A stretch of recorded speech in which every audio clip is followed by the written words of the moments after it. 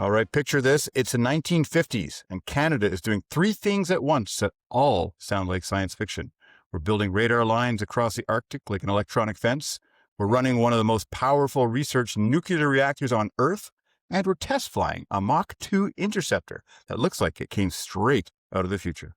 Yeah, and none of it happens in a vacuum. It's alliances, urgency, decision speed, and people. Lots of people. Lots and lots of people. Engineers, pilots, technicians, construction crews, and workers, all who paid a price when move fast meant learn later. And did I mention lots of people? Lots of people. Lots of You people. missed the Indigenous people. They're a big part of it too. We'll get to that. They are, yes. So today's question is simple. If Canada had to make those same big build decisions again, things like NORAD modernization, Arctic posture, defense industrial capacity, what do we copy from the 1950s playbook? Because we've seen this before, folks. And would we never do it again? Mm-hmm. Welcome back to the Rum Ration podcast. On that note, I'm Rejoy. And I'm Colin. And today we're looking at a decade that, on paper, reads a bit like a fever dream, the 1950s. Canada doesn't just participate in defense, we build foundations, big ones. Radar lines, nuclear science, supersonic jets. That's a whole different kettle of fish right there, which we've already talked about. And you know what? It's not nostalgia. This is a blueprint era, a moment when Canada actually picked priorities, built capacity, and shaped alliance relationships by being useful. But being useful, imagine that. Yeah, I know. Not just lecturing people and wearing fancy socks. Well, good thing we haven't been accused of that. That's true. I'm not even wearing socks. To help us navigate this, we're joined by someone who's probably wearing socks, and she's way smarter than either of us. That's right. And someone who speaks with authority on the subject.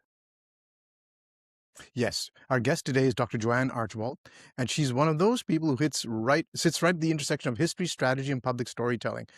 Now, the reason I got a little bit distracted, Joanne, I was looking at all your qualifications, and my heart started beating that much faster when I realized how ignorant I really am. So Joanne is the founder of Livy Consulting, and she holds an honors BA from Queen's University. Well, not everyone's perfect. It could have been McGill, but, we won't get into that. We won't. A Master's of Science from the London School of Economics, and a PhD in Canadian political and military history from Queen's. Notice the Concordia guys being very quiet here. And if the name Historica Canada rings a bell, that's because Joanne worked there, researching, producing, and marketing those really cool heritage minutes. So she's not just someone who studies history, she's someone who knows how to bring it to life. Mm-hmm. She also spent time at Blake Castles in Graydon in events marketing and client relations. So she understands institutions and how they move. And as they used to say in those great infomercials, and that's not all, folks. She's currently a research fellow with both the North American Arctic Defense and Security Network and the Canadian Defense and Security Network, and she's a member of the Royal Canadian Military Institute. Joanne's also an accomplished public speaker and a published writer with recent bylines in Chatterjee and The Hub. Joanne has also quite recently accepted the role of Executive Director with the Canadian Business History Association, and congratulations to that, Joanne. Joanne, we're glad you're here. Welcome to the Rum Ration podcast. Thank you both. That was quite an introduction. I appreciate it, and I'm really excited to be here to talk about this subject today. It's one of my favorites, so I'm glad you're interested in it too. Awesome. In your recent work that you shared with us when we read it, you had the idea of talking about the 1950s as a blueprint, and it's really fitting with what's been going on politically. And Rejoy and I like to remind guests and ourselves that right at the start, this is not a political podcast. This is military history for the most part. And you're talking about how really the 50s strategy could be, we used the word playbook earlier, but really a blueprint for what we're trying to achieve as a country right now. And if Canada wants to hit these quantum 2030 type goals, which is big strategic capacity, and we're talking some big words out there, we kind of really need to look at it at how they did it in the 50s, right? Why then?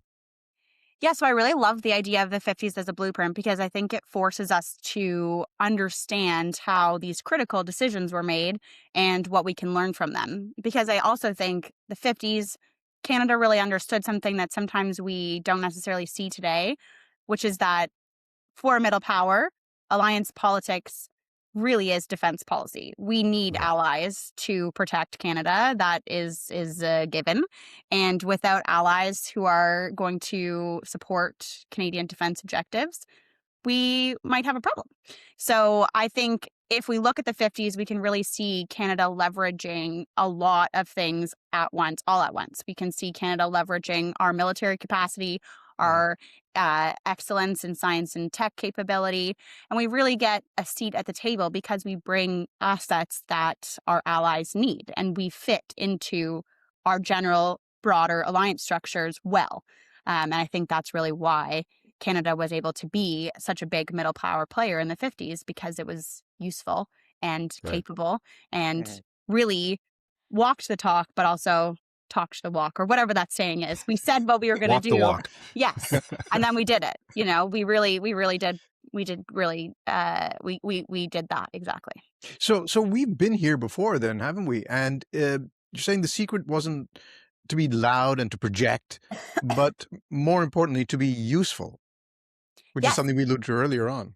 Exactly. We see in the 50s tons of examples where Canada was really useful, and we played a really niche but beneficial role on the global stage that was beneficial to our allies. We can also see a few examples that we didn't do as well and we can learn from. So it's a great era to apply the learnings from to a more modern context, which I know we're not getting into politics, but I do like to say that the 1950s is a really great blueprint for any political leader looking to examine how Canada did have a strong military and used it well.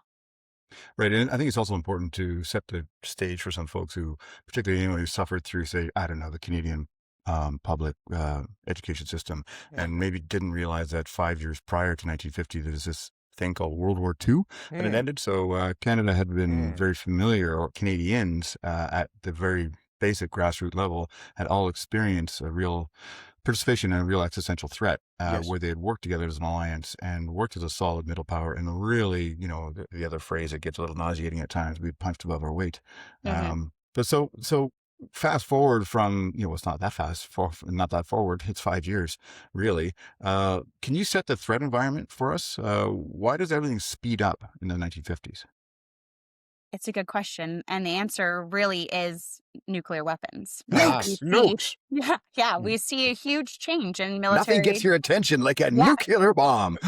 Exactly. And we see the real fear of nuclear weapons coming to life in the 1950s. And for Canada, we see our once not totally impregnable geographic fortress of 3 oceans die completely. But we do sort of start to see the world becoming more interconnected, and there's less of a space. That ocean's providing less defense capability than it used to. So we start to see the risk of Soviet attack over the North Pole, the Arctic really becoming this front door to a potential Soviet invasion. And that's really where this fear begins in the 1950s of, actually, in this bipolar Cold War, Canada's really in the middle of these two superpowers, and it's, a risky place to be. That traditional idea of safety is gone, where you had the oceans. We're far away. We're safe. We've got that big body of water, but actually we don't. Especially that big frozen body of water. Yes. But I think it's also important to note, like I talked to, I was being a little bit facetious there, or being a bit of an asshole, I guess is the right word, about Second World War.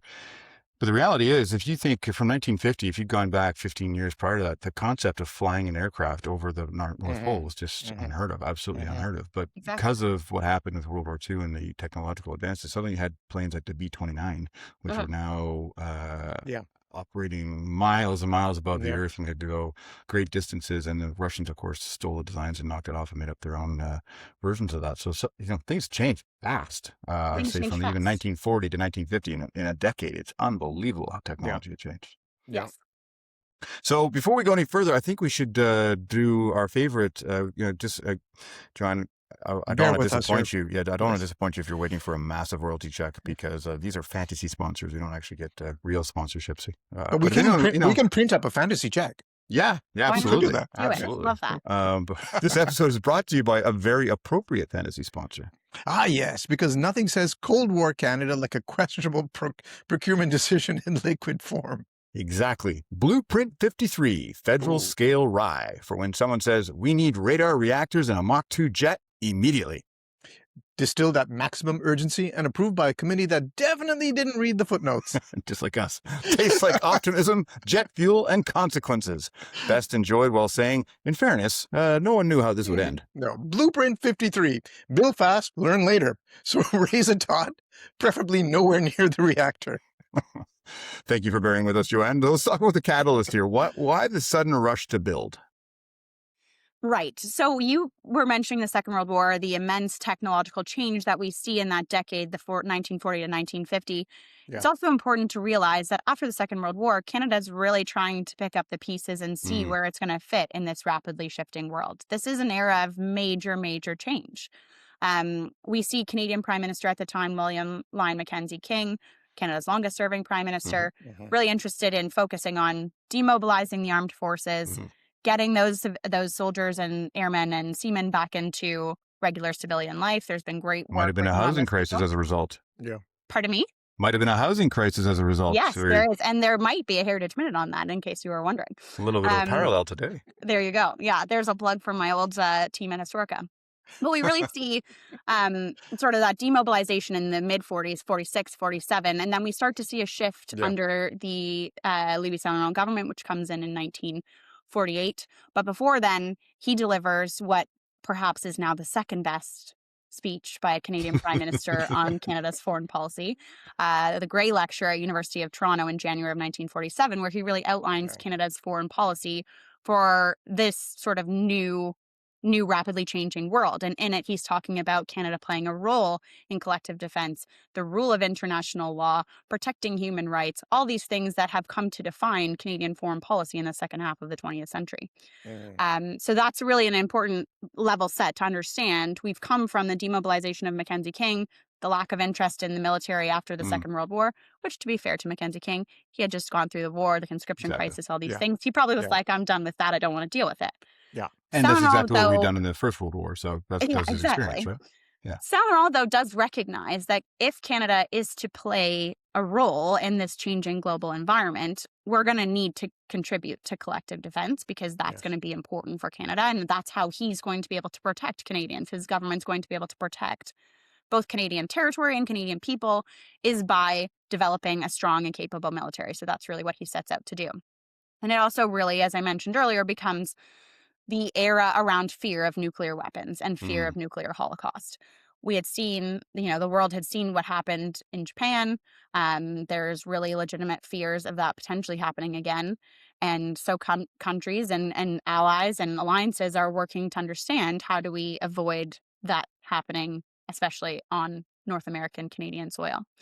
And one of the ways they do that is understanding, okay, nuclear weapons entering the equation, warning time becomes survival time. Right. And since any potential airborne missiles would be coming in theory over the top or over the Arctic, the North Pole, Canada and the US start to treat air defense of that Arctic airspace as one shared problem and not two national problems. And the US really needs Canadian cooperation in this, because, of course, Alaska is a small piece of the Arctic. The Canadian Arctic is far bigger. And we can see it's really interesting. It's one of the things I worked on in my thesis, and I found really great archival material that supports this theory in the shift between 1949 and 1951. There's two defense policies that come out. Interestingly, the Canadian government's writing defense policies every 2 years in this era. But the 1949 Canadian National Defense Policy speaks about the primary defense goal is protecting Canadian territory from attack. That language is important because in 1951, we see that language in the updated version of the Canadian National Defense Policy. That language shifts to be protecting North America from attack. So that idea of protecting Canadian territory in 49 to protecting North America in 1951 is actually a really significant shift when you think about it, because it shows the government and, by extension, the Canadian and American militaries are starting to think about North American defense as opposed to two different national problems. And that's a huge shift, isn't it, when you think about it, in the space of only 2 years. Yeah. And getting that timely warning is also very important, from everything that we were, remember when we were kids and seeing those films that they made in in that era about nuclear attack, where the fear was so great, you need that 1 minute to hide underneath your table at school.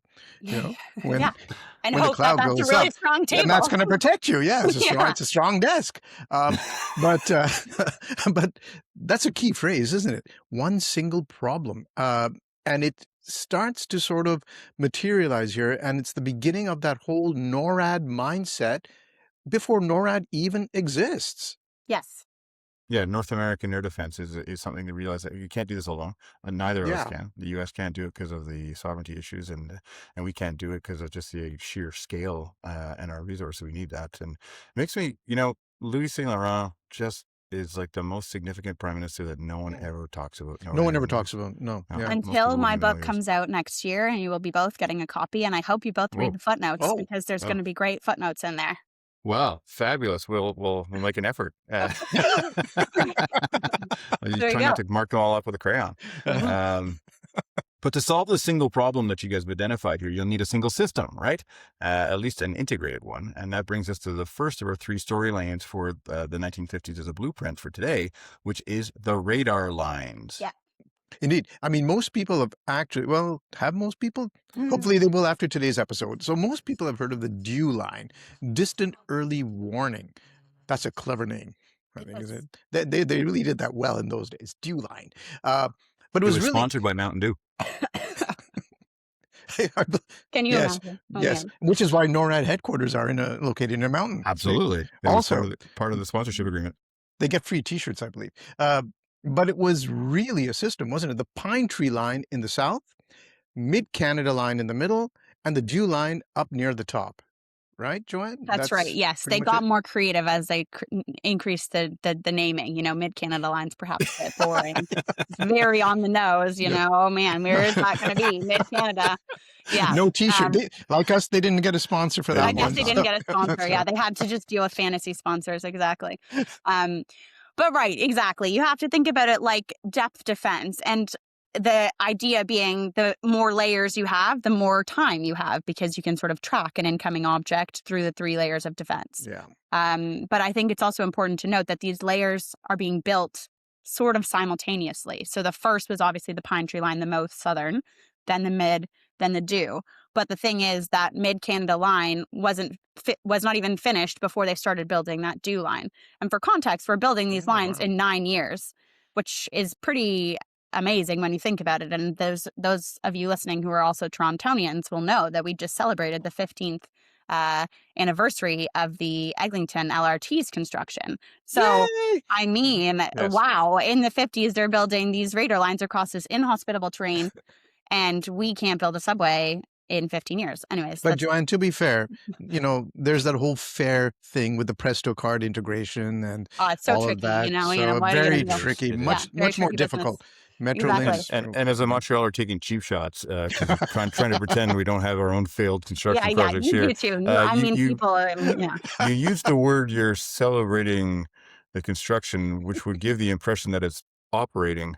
I think mean you celebrate the anniversary of it beginning. Yeah, the anniversary of its beginning of construction.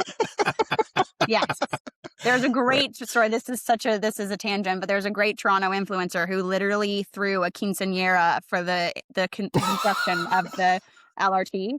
And I think every Torontonian on Instagram thought that was the most clever activity ever. He hired a mariachi band. He had a whole thing. It was hilarious. Anyways. Is that the same guy who had the merch line that got sued by City of Toronto? He had a merch line all about it. I think that was so, hilarious. Yeah. Okay. All right, we're way off here. Sorry, way off topic. There we are. I'll bring us back So in. no. What I was saying was the fact that yes, these lines are being built simultaneously. They're being built overlapping because they are part of a interconnected system of defense. Yeah. And it's not just radar. We're also talking about basing. We're talking about comms, logistics, staffing, supply chains, political agreements, and command and control. So it's really a huge project integrated across both countries. And its goal, of course, is this layered defense strategy. So you're not just plunking down some radar dishes and sitting back saying, oh, those look pretty cool. You're actually talking about really an entire continental nervous system that's being built before you had the Internet of Things and all that kind of stuff. This required physical cabling. It required people. It required generators, all that good stuff. Wow. Lots of people, like we said earlier on. Right? You're Lots of obsessed people. with that, aren't you? But, well, let's talk about scale when we talk about that, because the numbers are almost absurd, aren't they? Yeah. The Dew line alone is an Arctic engineering sprint from December 1954 to July 1957, and they moved about 460,000 tons of material into the Arctic. That's incredible. I heard a stat, or Yeah. I've read a stat in some of the reference material I think you shared there, Joanne, that is the equivalent of moving 2,000 Statue of Liberties Yeah. up into. It's a lot. We're talking about a lot of material going up there. And 25,000 people, estimated 25,000 people were involved in planning and building. I mean, take that, Eglinton LRT, you know? That's right. It's not just drive a truck and unload it. It's not like getting your No, UPS truck to back no. up. You're doing this in the darkness from like December to February. It's pitch black 24 hours a day. Sub-zero. I think the coldest temperatures recorded were minus 68 Fahrenheit or something like that. Yeah. Not Storms nice that make temperatures. bad weather sound cute. They had 100 mile an hour, so 160 kilometers. Yeah. Okay, so the conditions aren't quite as bad as what these guys had to put up with at the Eglinton LRT. Right. But right. bad enough. Exactly. Right? But Bad pretty bad, enough. you know? Right. Pretty Yeah. And bad. it really, the bill does sort of become this national mobilization, and it's really a joint project between Canada and the US. And we're sort of seeing it, the knock-on effects fizzle into Canadian commercial companies. We're seeing engineering firms, we're seeing supply chains being benefited from this. Oh, for It's sure. really alliance driven, so we're also seeing this benefiting in the US.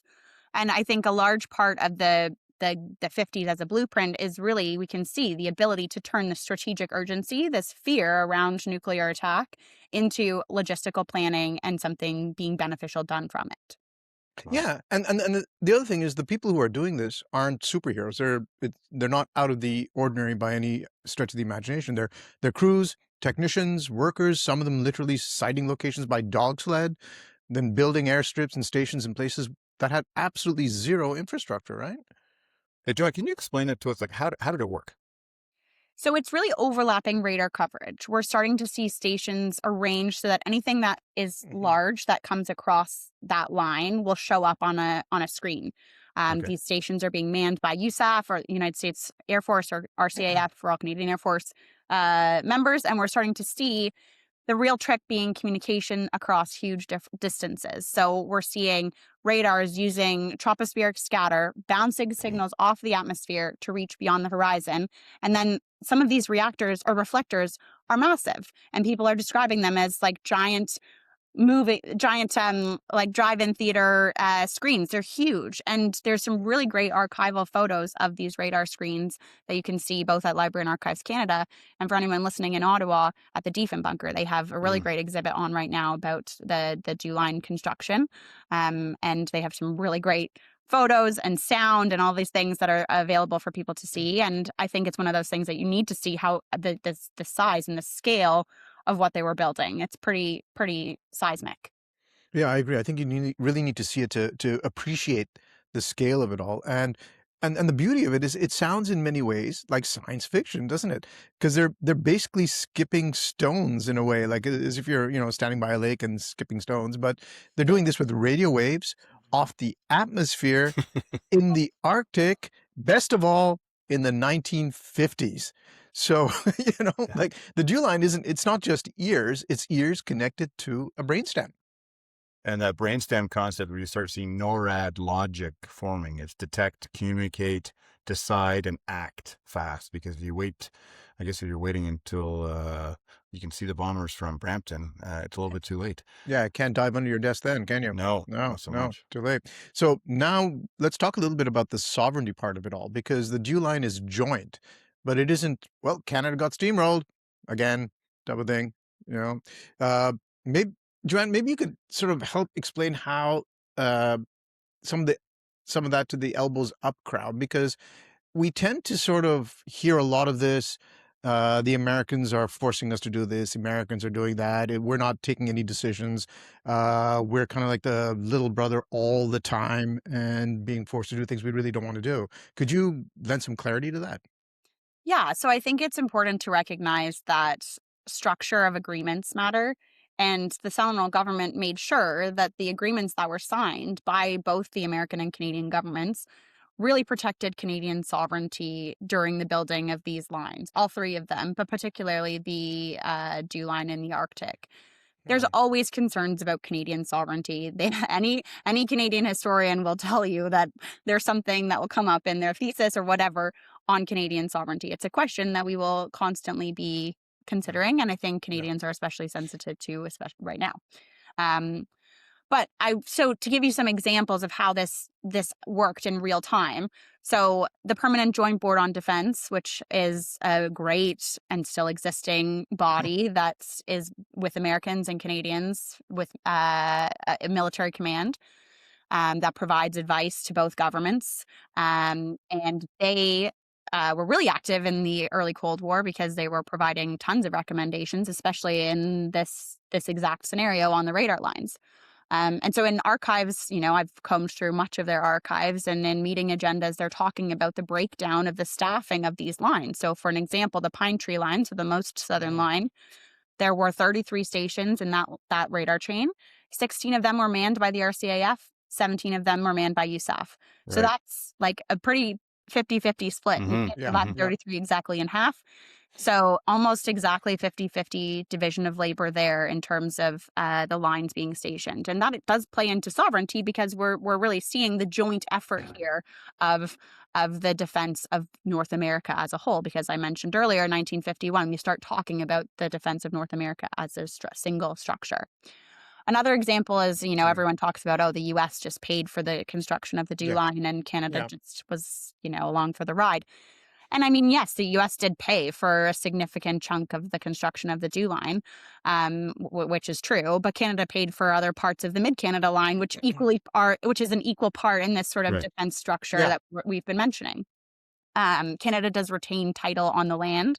So even though the U.S. was paying for the construction of the dew line, it's written into the contract that it's still Canadian territory. Canadian laws have to be maintained. And Canada reserves the right to take over the manning and operation on a period of time notice. So there is baked into these regulations lots to do with Canadian sovereignty. And also the important piece to recognize here is that the U.S. and Canada are working together in this joint defense of North America. It really is a joint venture. Countries. Yeah, it's a joint venture. It protects both Canadians and Americans. And in archival material in the U.S., we see time and again the U.S. saying it is essential to have Canadian cooperation in this endeavor to protect North America. Well, they even went a step further, right? There were significant economic benefits that were accrued to Canada. Totally. Yeah. Canadian companies are involved in every step of this process, whether it's, I mentioned engineering firms, the Marconi company is the one who's providing a lot of the technical engineering advice. Canadian companies from across the country, Vancouver to Toronto, are being involved in the design, the choosing of the actual stations, the mapping. It's a huge economic benefit to Canada as well. I think it was written into the as well. Wasn't it written into the document, into the agreement, that wherever possible or wherever there was some sort of diplomatic weasel word. I can't remember it off the top of my head. There were certainly U.S. companies that were involved in. Sure, but they were wherever possible. They were supposed to source their materials from Canadian materials. Suppliers, Absolutely, yes. We're being sourced from Canadian companies. We're starting to see, and also if you think about that logically, we're starting the proximity makes sense, right? So we see that for sure. But really, these are joint operations, and the two governments were working very closely together to ensure that they were going to be beneficial to both countries. Right. The question as well, though, in terms of cost, I know we might get to that eventually at some point in terms of protecting local populations. So I'll hold on that, but there is a real concern as well about the Inuit population there and how this affects them, and that's one of the concerning pieces of this project. And also written into the document. They were thinking about it at the time. Right. They were thinking about it at the time, but not perhaps how we would be thinking about it. No, of course not. It is the 1950s still. It was the 1950s. Yeah. So this was a key part of the playbook move for them, though, is it's making sure that To actually protect your sovereignty, you needed to be doing something. You had to be participating. And if you're not in the room, you're not writing the terms. Whereas a certain prime minister of an aspiring middle power country was overheard saying in a speech given recently in a Swiss ski resort, quote, "If you're not at the table, then you're on the menu," end quote. Well, if you're going to make speeches like that, it's good to do in a Swiss ski resort. True. Absolutely. But yeah, that's very true. There's also a clause in the agreement about protecting local populations, written in the language of the time, though, right? It explicitly acknowledges the project could disrupt hunting economy, health, culture, and says contact and employment are regulated with Canadian concurrence, which you alluded to earlier on, Joanne. But for a Cold War defense agreement, that's unusually direct language, isn't it? Because you wouldn't really find that normally across the board in any other these sort of agreements. No, and it's sort of the first time in which the Canadian government's really starting to think about the North at all, right? I mean, I think we see that in a lot of the archive material. The Department of Northern Affairs, I think, is just created, I want to say in 54, but don't quote me on that. It's in the 50s that the Department of Northern Affairs is officially created, and they're Right. starting to think about this as something they should be thinking about. Right. And some of the, concerns about the Inuit population, and that is something that is really foreshadowing these sort of longer tail issues that we'll come back to. So environmental impact, social disruption in the North. And as I mentioned, that Diefenbunker exhibit does have a great piece on how the dew line impacted Inuit communities and sort of the negative effects that it had on those communities and their way of life. So there's definitely space for that conversation in this one, because it's important to recognize that while this was important and necessary for the defense of North America, there are, like anything, going to be drawbacks. And one of them for sure is the impact on Inuit communities and the environmental impact in terms of a lot of these things. A lot of these stations have been replaced since the 50s, which is, a good thing. But also the environmental impact is certainly there. Well, looking at the world in the 1950s, I mean, in some ways you could say the government was ahead of its time. There are not very many governments during that period that were even discussing these issues, how it would affect their Aboriginal peoples, how it would affect environment, things like that. I mean, that was actually being talked about by the Canadian government at the time, which is quite remarkable, I think. Wasn't Australia still issuing hunting licenses? Yeah, that's true. In the That's 50s? sad. Yeah. Wow. There So you go. this was, I mean, this massive construction and the strategy led to NORAD being created. So by the time we hit 1958, NORAD's not just a symbol, it's not just a theory. You've actually got concrete and steel on the ground and on the ice, on the permafrost, from coast to coast on those three different lines, from the Arctic down to, well, southern, southern Canada. But I guess it's a solution to a mechanical problem. If you've got planes flying over, you can't wait to have a cabinet meeting. You only got a couple of minutes of warning. Yeah. Exactly. And NORAD, which is still the only binational military command in the world, it's extremely unique in what it is, really formalizes this integrated command structure and speeds up decision making. And it's sort of that institutional answer to the existential clock of the nuclear potential holocaust. And NORAD has played an incredible role in major issues or major conflicts. And sometimes that relationship between USAF and RCAF supersedes the relationship between Ottawa and Washington. And a good example of that is the Cuban Missile Crisis, in which NORAD sort of acted in a faster way than the Canadian government would have liked. On 9/11, the key commander in NORAD was a Canadian, and there was huge role for NORAD and being played there.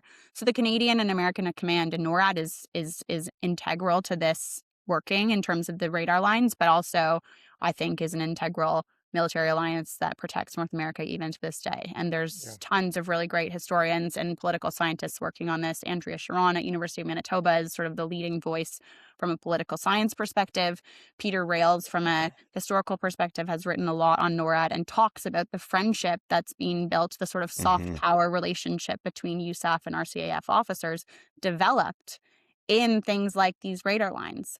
And I think that's a really integral, intangible piece that's important, especially in our current geopolitical context, to understand that the relationships built over decades between these two air forces is really important and really helps to sort of ground the alliance beyond political situations. I think it's also important for people who may not be grasping the actual geostrategic threat at the time, because they're so used to looking at the typical map of the world of east to west. It's really important to go look at a polar projection map. I don't think all major political leaders at the moment have a good understanding of how it works and how connected they are. But this is not a political podcast. It's a military history podcast. It's not, absolutely. But if you do look at it, it absolutely changes your perspective on everything. And Europe and North America stop feeling so far apart. We were talking before about being protected by oceans, and the Arctic stops being empty. It becomes really the highway. Yeah, that's very true. And especially in today's atmosphere, it's becoming more and more relevant, isn't it? People are beginning to realize that, exactly as you said, Colin. A lot of political leaders are now looking north, and all of a sudden, oh, what's there? What's there? Goodness. Oh, maybe we should start taking a walk through the Arctic. Joanne, NORAD and the Dew Line aren't the only things that Canada is spending on, though. I mean, spending heavily on in the 1950s. That could serve as examples for the kinds of investments that we should be making today. What else was happening with the Canadian Armed Forces at that time? So we also see a huge investment from the Canadian government into the military as a whole, starting in that 48-49 period. Numbers that until really recently would have seemed next to impossible for Canadians to believe. The federal government was investing nearly 8% of their GDP on defense and security in the 50s and the early 50s, which included 8%. Yeah, it's astronomical spending for our Canadians of today to understand that in the 50s we were spending upwards of 8% of our GDP on defense. They recruited a military that was not only able to serve, but it was able to serve well around the world, which is important. This investment sees CAF personnel, and we shouldn't use the term CAF at this period of time because the CAF was not unified. So it was really the three services, Army, Navy, Air Force. The CAF unification happens later. But we see the overall number of service personnel triple in a decade. That's pretty incredible. It sees Canadian forces stationed in Western Europe under NATO. So in France and West Germany, we have 4 bases. Pretty incredible. Plus, we have Air Force full mechanized and Army brigade, couple there. squadrons. Incredible 13 air squadrons in Europe. In Korea, we send.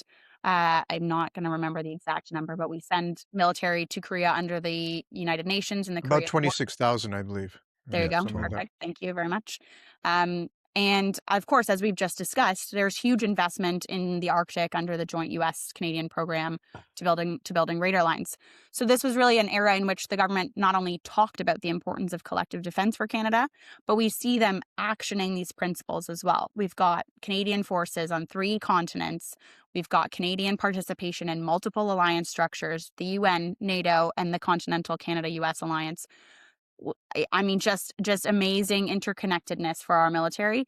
And people often, I don't think Canadians understand. We go from Second World War to peacekeeping under Lester Pearson, and we forget this middle chunk of the 1950s, which is quite relevant, in which we had this massive military that we were spending a ton of money on, that we were integrated across multiple commands, that we were, really, as I agree that pulling our weight thing sounds trite, but it's true. But we were really pulling our weight across all of these levels. Then some. And then some. And I think it's important to recognize that this all is in the conduit of collective defense.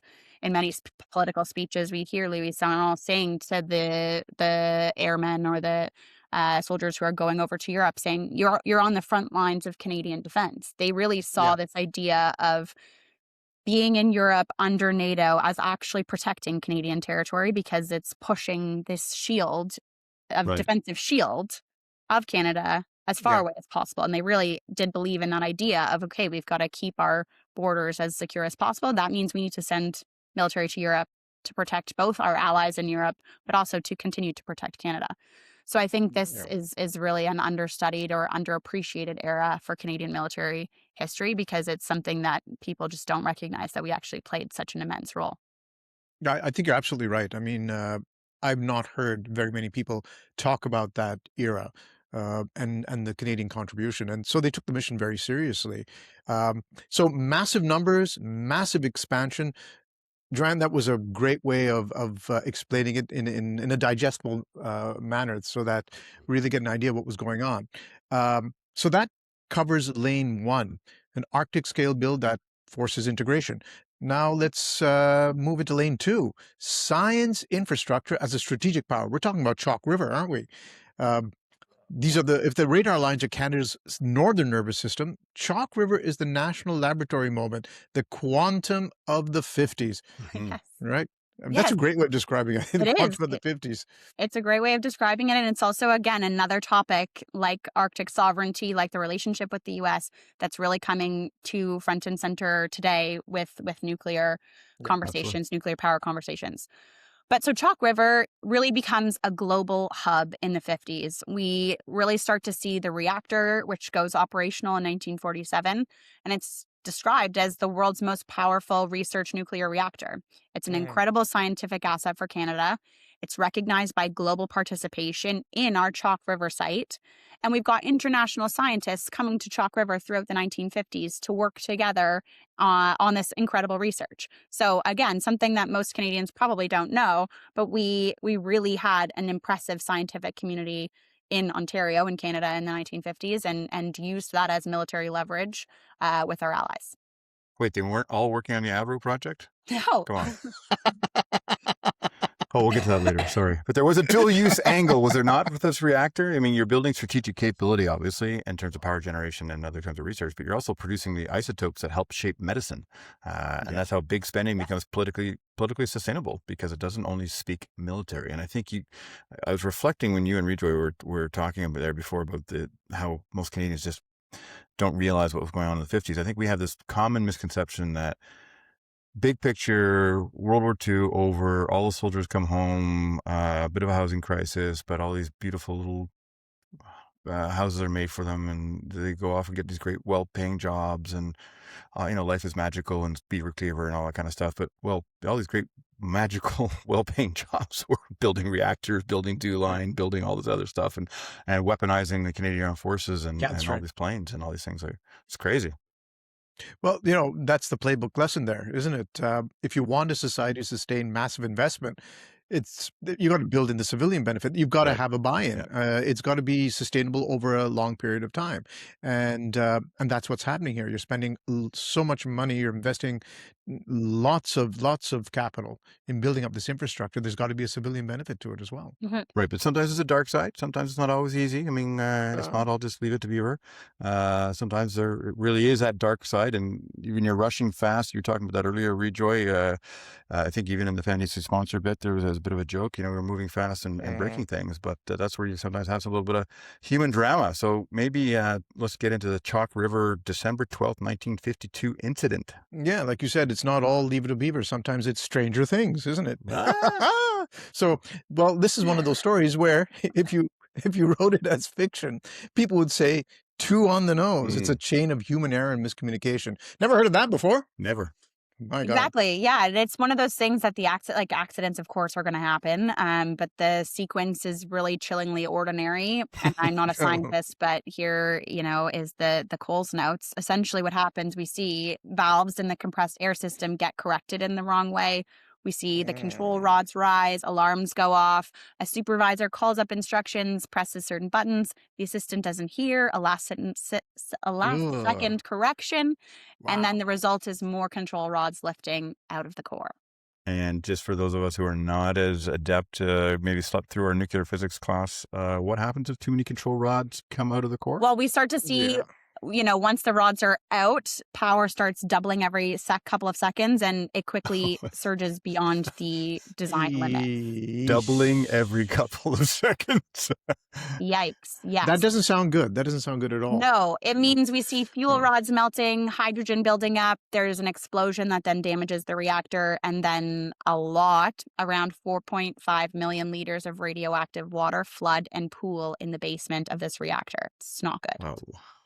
When that happens, who are you going to call? Not the Ghostbusters. Not the Ghostbusters. No. So you get a feeling of that move fast culture in that story already, don't you? I mean, it's big ambition, frontier tech, procedures that haven't caught up to reality. Yeah, exactly. It comes back to, well, who cleans up the mess, Joanne? The cleanup really becomes a massive joint effort, and it takes some time. It takes 14 months and involves 800 Atomic Energy of Canada Limited, or AECL personnel, plus Canadian and U.S. military personnel. So this is not just it's not just a business operation failure that requires business cleanup. It also has a military capacity, so requires military personnel help. Yeah. We also see engagement of the U.S. government in the rebuilding process of the Chalk River reactor, which I find super interesting and does give us insight into this question of alliance politics. Because don't forget that Canada had made a deal with the U.S. in 1950 to sell almost all of our uranium to them. Right. And we had a joint research sharing agreement. So any research that was coming out of Chalk River was being shared with the U.S. as well. This has legacy roots in the Manhattan Project and the early days of nuclear research. And so it was very much in the U.S. interest to help Canada rebuild the reactor at Chalk River as fast as possible, because they were not only getting materials from it, but they were getting research from it. And this is really what we can see in the American archives. We see the American Atomic Energy Commission in the U.S.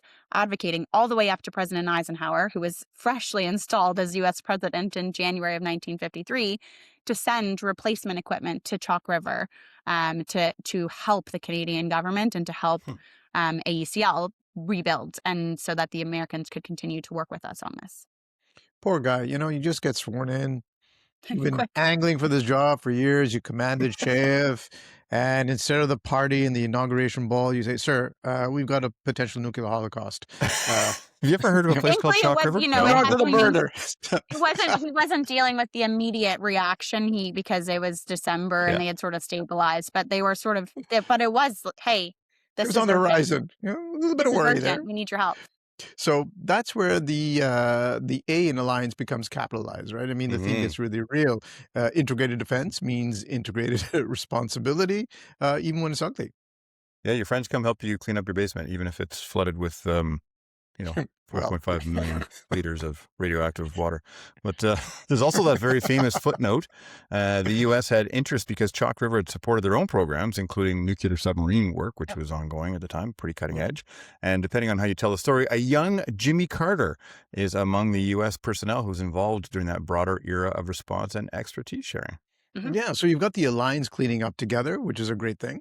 But then comes the human cost. Workers and communities dealing with the long tail health and recognition issues, which, we hear a lot about that now, don't we? Guys and men and women who are involved in those kinds of projects, the health benefit or what was detrimental to long-term health really becoming more prevalent in the 70s, 80s, 90s. Yeah, and they really did what they could do to protect people's health. I mean, they didn't actually know a ton about what the health, they knew, but they didn't really know. So there was processes in place. For example, in a couple of articles about Jimmy Carter, he talked about how, he got lowered into the reactor for a period of whatever it was, 90 seconds, and you had to do one thing, and then you got taken out because they were worried about radiation. They were, maybe he wouldn't be able to have children. He went on to have 4 children, all these kinds of things. But they did what they could to protect people's health, which I think is important to recognize. Of course, they didn't know everything. But I think it's one of those situations in which they did what they could with the information they had at the time. Yeah. But of course, this is not the only. Jimmy Carter lived to 100, so maybe Jimmy Carter lived to 100. So there you go. Exactly. I'm going to book my Chalk River spa experience. Maybe he got the good radiation. Maybe. We do know as well that there's, another example of the reactors being damaged, and that happens in 58. There's another accident. Damaged fuel rod snaps, catches fire, contaminates the building. We also then see the similar cleanup taking place, people doing heroic things who are not necessarily trained for this heroic action, recognizing the severity of what could happen if they don't act quickly. So really understanding how people are taking the seriousness of working in this area and doing their best with what they can. It is learn as you go, pretty much, isn't it? Yeah. Yeah. And then this really kind of for us, for Rejoy and I, when we started this podcast over a year ago, it was that's the heartbeat of what we're trying to get at for the Rum Ration podcast. Ordinary people doing extraordinary things because the situation forces them to. You got to step up to the moment, right? Yeah, that's exactly it. And well, there's always a silver lining in every cloud. Out of those accidents, you get design lessons. Canada's later reactor program incorporates independent shutdown systems, a second way to stop the reaction that reflects hardened experience. And really, that came out of these terrible accidents that took place. That's how you learn, I suppose. Exactly. At a cost. It's innovation through experience. And now Canada's nuclear industry is extremely safe, and they, do a lot of really strong work, and it's integral to the Canadian economy. So a lot of that has been learned through examples at Chalk River, and we can certainly see the development of these safety procedures over time, learned through accidents and mistakes. That's the whole known knowns, known unknowns, and unknown unknowns, right? And then how you deal with them afterwards. So the after action process and all that good stuff. Yeah. All right. So lane 2 gives us the promise and the price of moving fast and then learning those painful lessons by first you got the radioactive water and then you have the radioactive dust that's going everywhere. Oof, good times. Lane 3 is where the national myth, the Canadian national myth gets kind of loud. And elbows start creeping up as people get all and you got to put some tinfoil in your hat there for the conspiracy theories. We're going to talk about the Avro Arrow, but first, I think this is a good place to pause for another deeply reassuring fantasy sponsor break. Well, that's right, Colin. This episode is brought to you by Control Rod Atomic Age Lager. For when you think the rods are in, but you like a drink just in case. I'm thirsty. Brewed with big ambition, small labels, and instructions that were mostly heard. It tastes like optimism, isotopes, and mild regret. Best enjoyed while asking, is it supposed to be doing that? Control Rod Atomic Age Lager. Always have a second way to shut it down. Very important. We've learned too. Yes. So now we get to talk about the Avro Arrow. Dun, Now dun, dun. Music, please. Newton? Oh no, he's still passed out. So we've covered the Avro Arrow previously, of course. So we must remind our dear listeners that if you really want to get your history geek on, please check out episodes 18 and 20 from season 1 that dealt with the Avro Arrow and the Beaumark missiles. Today, we're using it as a blueprint case study because it's one of those things that is still so controversial in the Canadian mindset, isn't it? Yeah. Joanne, through this lens, the Arrow isn't just a tragedy about a cool plane, although it was a cool plane. It's a procurement and industrial policy lesson, right? Yes, that's right. It's a lesson about what Canada had already proven it could do. We see Canadian excellence in this situation. The Avro's rise is super fast. Post-war, Canada is really trying to build genuine airspace capacity, and we know the RCAF is getting the most money of all the services at this period of time from the government. The RCAF's deployed around the world. The RCAF is helping to build these radar lines and staff them. So we see the RCAF playing a huge role in the aerospace area, and there's also first commercial intercity jet to fly in North America in 49. Which is drawing serious interest, but gets stopped because the government prioritizes these immediate military needs, some of which we've already talked about, and redirects Avro to the CF-100 Canuck. So we're seeing lots of stuff happening in this period of time. Still a little lingering bitterness in the infantry about, the RCAF getting all that funding. And planes cost a lot of money to build, Rejoy. I don't know what to tell you. Your boots aren't that expensive. Suck it up. Yeah. That was well said. That was very well said. That jetliner story is a precedent, though. Sovereign, world-class capability, then strategic priorities shift, and, well, it's sacrifice, isn't it? Gone. Yeah, it does this one maiden commercial flight, I think, from Toronto to New York, and that's the only time it carries passengers, and then I think it does a couple more years as do some cargo, and it's done. But yeah, you're right. It was the first North American jet airliner that flew, and only second in the world by like a month. I think the British one had flown about a month prior in the UK. Yeah.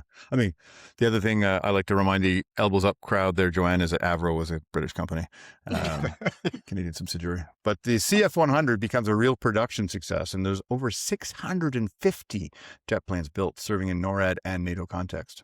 Yeah, so it's not a question of Canada couldn't do it. Canada clearly could do it and was doing it. Absolutely. And for all my bitchiness, the Arrow, which was designed for Mach-2 high-altitude delta wing, seriously advanced plane. And the flight tests begin in March 1958, and the early results are excellent. Yes, they are. And there's also a Heritage Minute about the Avro Arrow in case you wanted to watch that. With Dan Aykroyd in it. So there you go. But speaking of tinfoil. Speaking of, yeah, exactly. But so, yes, we see early results being very promising. But the thing that's also happening at the same time is the strategic context is rapidly changing as well. As we started this podcast talking about, the 1950s are an era of rapid change. The threat narrative, we start to see shifting from Soviet bombers to Soviet missiles. And the cost of the Avro program becomes politically explosive because the Arrow is rapidly becoming obsolete for what it was intended to be built for.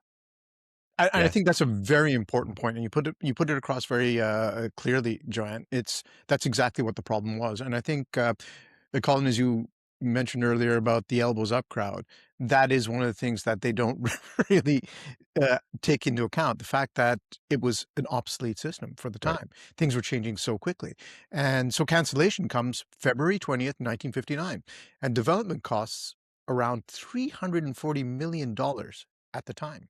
Yeah, I think at the time, if I remember correctly from our notes, at one point the Arrow was consuming 2/3 of the entire military budget. And you Joanne, you laid out earlier for us like just how much we were expanding and spending in the 50s, and 2/3 of that was going into the development of a plane, not even actually operating and flying a plane. Wow. But let's not forget the human side, right? The shock.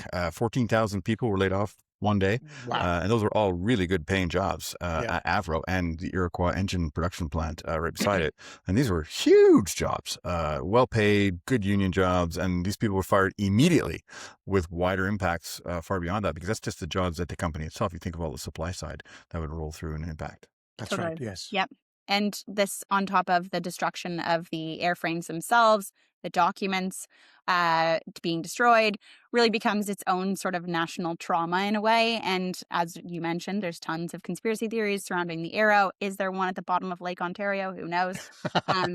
It really does feed this mythology that can sometimes actually distract from the hard procurement questions that we should be looking at when we talk about the Arrow. Yeah. And that's exactly what we want to do here. Less of the what ifs and more of the, well, what did we learn? Yeah, and one of those learnings is all about integration. And I think, Joanne, you've really done a good job at reminding us how important and how unique our situation is in the world right now, that we do have a joint military command structure with the United States, the only one in the world. But you also have the Defense Production Sharing Agreement from 1956, which is really a big part of this period's logic. Canada tying industry into allied supply chains rather than trying to do everything as a sovereign end-to-end system. And we've strayed from that over the years at times, and hopefully we'll get back to doing something a little bit more logical. Yes, and it's something that we have done. We did well in the 50s.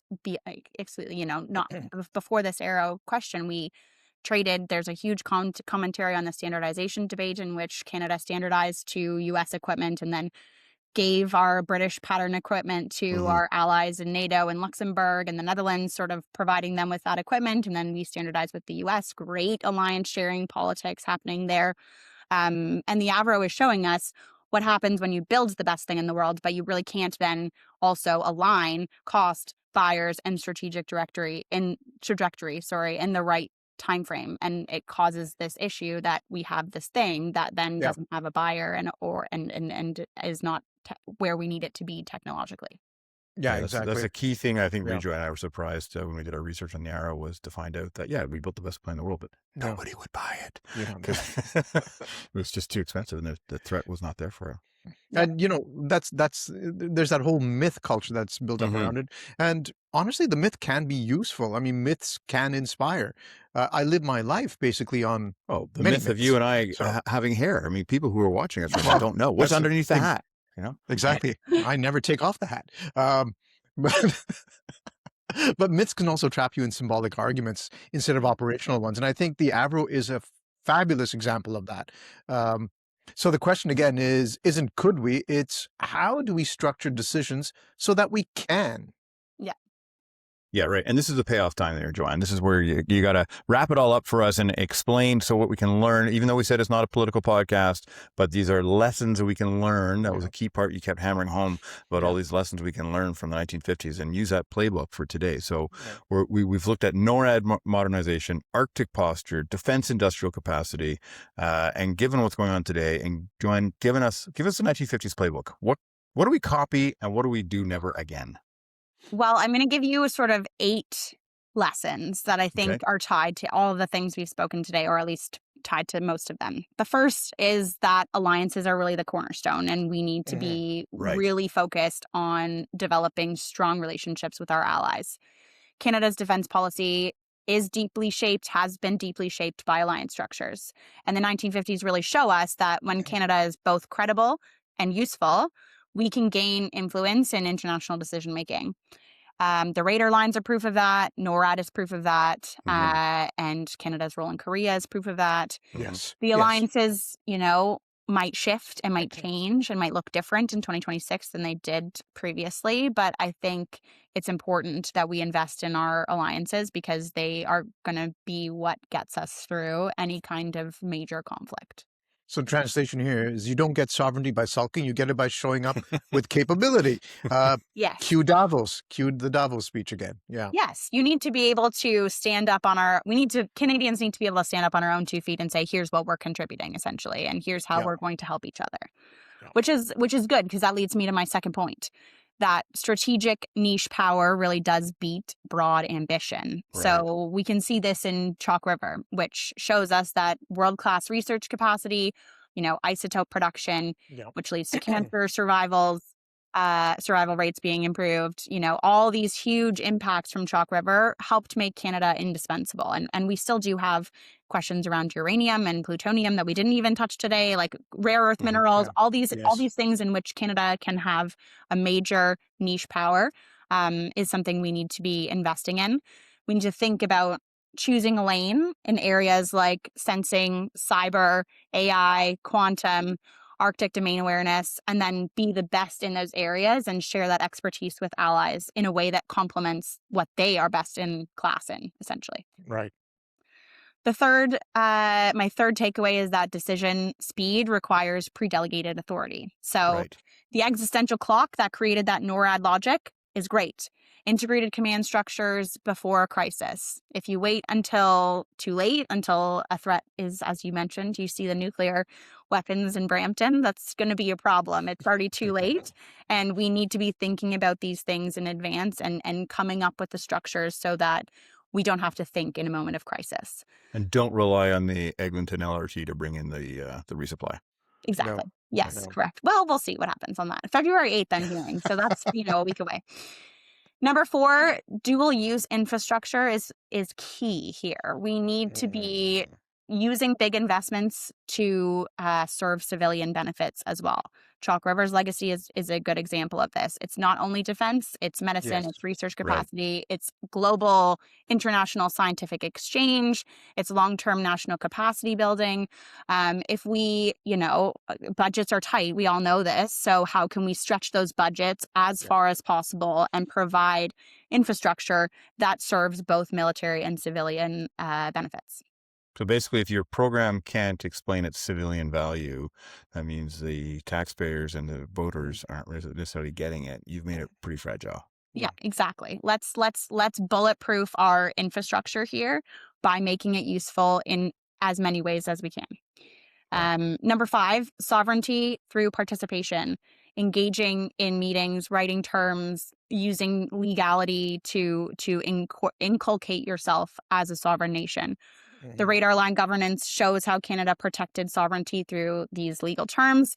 Title, law, right to take over operation, explicit conditions about local impacts. Participation is leverage. We need to have a seat at the table. We need to participate. And one way that we can confirm our sovereignty is by being the ones to actually write those terms. Sixth, industrial integration beats Arrow in a vacuum. This is a good Uh-oh. one. We know that the Arrow demonstrated the risk of building a sort of sovereign flagship item without Right. the market, the buyers, or the alliance integration aligned. And the Defense Production Sharing Agreement, or DPSA model, is a different approach. And so we want to see embedding the Canadian industry in allied production networks. So capacity, capability, and jobs are resilient. We don't sort of see the blowback of the knock-on effects of the Avro cancellation again. Which I think Who needs markets, buyers, or alliance integrations? that one, it does seem quite obvious, Ow. but you know what? It's a good lesson here. We need The to obvious often escapes Rejoy. But sometimes it's the most obvious things that, you know, bear importance in repeating, because it's one of those things that we do need to recognize. Best plane ever built. That's all I'll say. There you go. There you go. There you go. 7, governance of risk is non-negotiable. We really Right. do need to make sure we're thinking long-term about risk in advance. We see this in Chalk River's accidents. We see this in the dew line impact in the north. Moving fast does create risk, does create externalities in Yeah. these environmental, social, and human cases. So if you don't plan for them, we're going to pay for them in the long term. So it's smart to be thinking about what risk assessments we need to be making now so that we can properly plan in the future for them. It's usually always the people on the ground who get that invoice first, isn't it? Exactly. So engaging with the local populations, understanding how these kinds of infrastructure builds are going to impact people, and making sure we're finding the right balance of building efficiently while taking into consideration the risks associated, because we also can't wait too long and, you know, delay too long, as Yeah. evidenced Eglinton LRT. Look Yeah. what's happening. Yeah. So Yeah. there is that sweet spot of moving efficiently, but also effectively, and ensuring we're mitigating the risks as much as we can. Cognizant of the fact that, of course, sometimes shit happens and you can't Yeah. predict it. Yeah. Right. Yeah, that's Yeah. right. That's right. But I mean, if you Lastly, can't, your point about mitigating is key, because you look at the cleanup of the dew line and the trend of recon. Like, holy crap! I think that was probably more expensive than building the dew line itself. Yeah. And certainly took a lot longer. Yeah, and the mitigating of the risk in Chalk River as well. I mean, they did what they could to mitigate those risks as much as possible, and then have developed the processes to mitigate further in future. So having that learning applied is really beneficial, and understanding as much as you can with the knowledge you have at the time how to potentially place yourself to avoid whatever risks you deem are most likely. Right.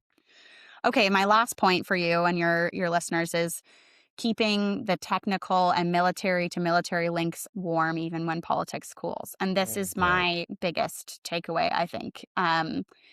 When government to government relationships wobble, and we're not naming names, but, you know, it's really important to involve or keep those professional, technical, and operational channels open. I know I spoke about the relationship between the RCAF and USAF. That's a great example.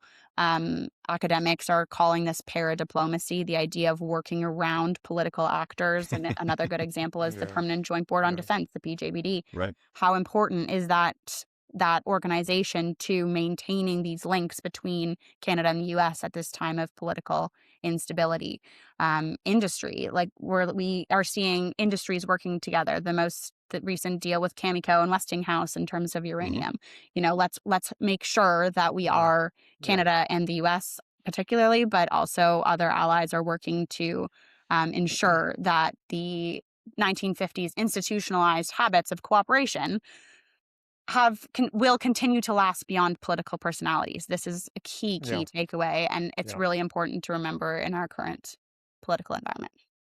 Yeah, that's amazing. Thank you. And that's a good place for us to land, I think, because this is, as we said earlier, this is a history podcast, not a politics one. And this is a touchy subject, which could be really easy for us, especially snarky buggers like Rejoy and I, to descend into some witticisms, or what we think is witty. But speaking of which, we're firmly in the history-informed choices lane and not in the word-vising in the cabinet one.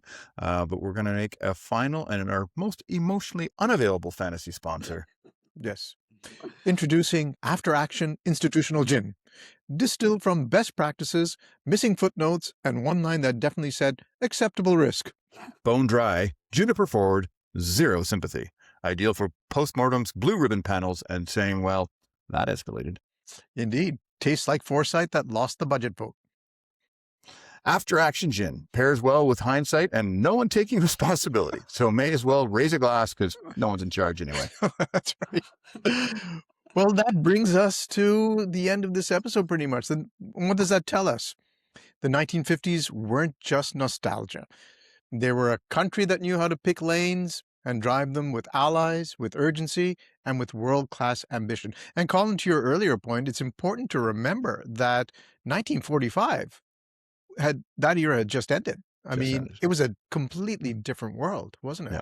And it's a good reminder, I think, that Joanne gave us that made in Canada works best when it's paired with integrated with allies. Yes. Yes, exactly. We really don't need to do everything, nor can we do everything. Right. So I think we really need to think about how we can be the best in the world at the things we choose our niche capabilities, and have that complement the niche capabilities of our allies, and then build the governance to carry the long tail responsibly.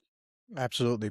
Dr. Joanne Archibald, thank you so much for joining us today. It was a wonderful, wonderful masterclass in Cold War politics and history, of course. Thank you. Thank you for having me. This has been great.